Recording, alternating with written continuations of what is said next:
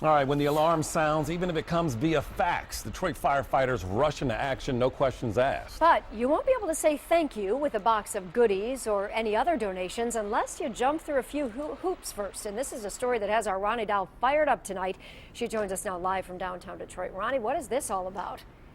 Well, I've been exposing the poor working conditions inside Detroit fire stations for years. I've seen flooded basements, crumbling ceilings, and the furniture. Well, we all know about that. Before Channel 7 viewers got involved, it was downright disgusting. Some of it came out of dumpsters. And now there is a new policy that's going to make giving to the firefighters much more difficult. No, they deserve more. Sheila Crowell has made it her mission to improve the working conditions for Detroit firefighters. She has adopted Ladder 22 and Engine 34. She's organized fundraisers and collects countless supplies so firefighters don't have to dip into their own pockets. Toilet paper, paper towels is a big thing. Their cleaning equipment. I know the city has given them 2 bars of soap for 1 month. 2 bars of soap? It's been an effort grown out of grief. When Sheila lost her son William, she needed a reason to get out of bed. She found it at the neighborhood firehouse. She gives in memory of her son. Now she's worried that's going away. They're trying to stop the memory of my son. I can fight with the devil itself, but I love my son. You hear me? So they have a fight on their hands. On January 15th, one day before Sheila's latest fundraiser, the rules for giving changed. A new policy for accepting donations was put into place. The new rules don't include giving directly to firefighters or individual fire stations. Donations now have to go through the Public Safety Foundation or get approved by City Council. If firefighters violate the new policy, they will be disciplined, which can also happen if they talk to the media. They cannot speak to you guys. They lost their freedom of speech. Now they've lost the right to get, what, a dozen donuts?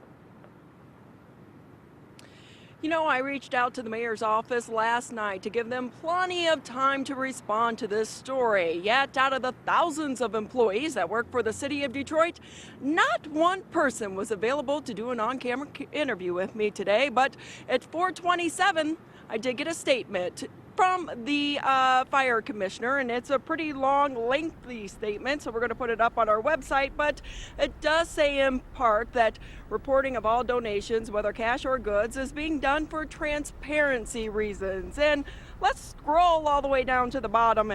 As for the potential discipline, it would be no different than any other case of an employee not following a direct order.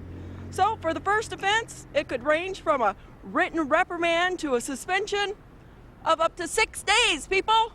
6 days for accepting a chocolate chip cookie. So you know what? I'm not going to give it to these guys like I usually do. I'm going to give it to him. Hey, come on over here. Are you hungry? You know, everyone likes chocolate chip cookies. I don't want them to go stale, because if I have to submit a letter, by the time it goes to City Council, these aren't going to be any good. Come on over here. Enjoy yourself some cookies. Thank you. Okay, that's it from downtown Detroit. Back to you. That guy's going, what's going on here? Yeah. I don't know.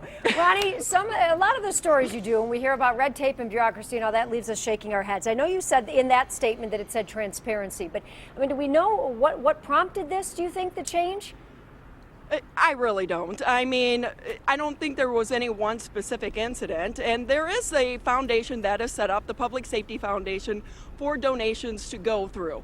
And we tried to go through them when we did our furniture drive, but they didn't want to take part in it. So I'm not sure the reason behind this, and I do understand, okay, you don't want people just getting thousands of dollars, because there are some people that do fundraisers that get quite a bit of donations for the firefighters, but usually they spend that money on cleaning supplies and sugar and coffee and things for the firehouse, because they get a case of toilet paper a month for the entire firehouse. And I have to tell you, I use the bathroom all the time at the firehouses. I have one decked out. It's all girly. So what? Now I can't bring my own toilet paper? Or, you know, I'm shaking my head over this one. You can tell. I think a lot of people are, Ronnie. Defies Thank you. logic. It really does. Yeah, thanks, Ronnie.